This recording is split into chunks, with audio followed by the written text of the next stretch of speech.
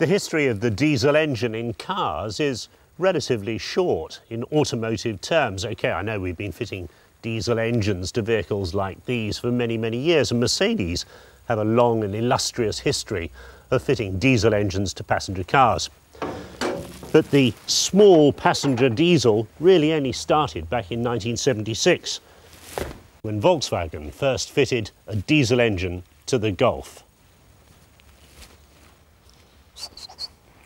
It really wasn't until the 1980s that diesel cars started to take off in any sort of numbers on the British market, and even then they were perceived as economy specials bought by people who were after the ultimate miles per pound and weren't too worried about their comfort and extras.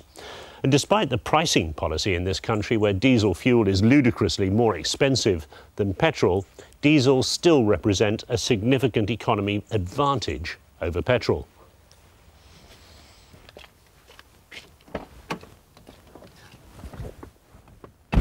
Diesel technology has been moving pretty fast since then. First thing to come along was the turbo diesel that restored performance over the petrol engine versions and also gave massive increases in torque.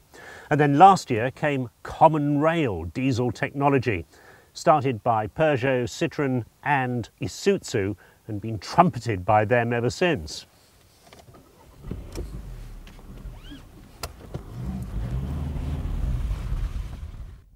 Now there's a new development from Volkswagen called pump doos. It means unit injectors.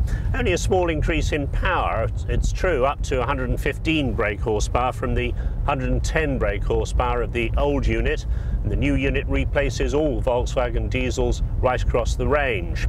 But the big increase is in the torque figure, up a massive 20% to 210 pounds-feet. Now, if that sounds like yet another bit of meaningless motoring jargon, ponder this. That's just a smidgen under the torque figure of Jaguar's new 3-litre engine in the S-Type. So you've got the power of a Jaguar in this little Golf estate. And moreover, it produces that torque figure at just 1,900 revs, compared to 4,200 in the Jaguar.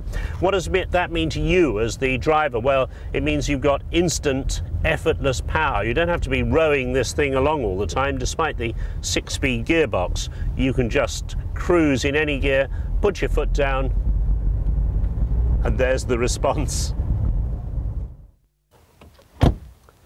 There's been a few technical raised eyebrows about common rail diesel technology, because you need 20,000 pounds per square inch pressure, and that's delivered across the top of the engine and into the injectors. And people say, well, what about a leak or in an accident? Isn't the diesel at very high pressure? Pump duos is at an even higher pressure, 30,000 pounds per square inch, but it's actually developed right at the point of the injector and the engine block, by each individual injector having its own tiny cam-driven pump.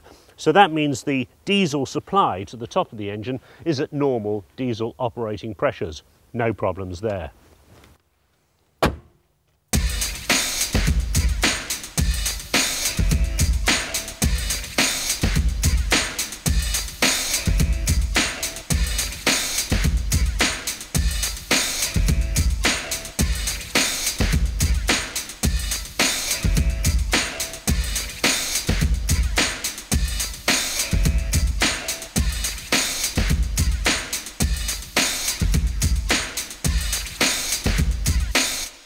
Now, the point of this leapfrogging technical race in diesels isn't to make the cars more attractive to the driver, although that's a very welcome side effect.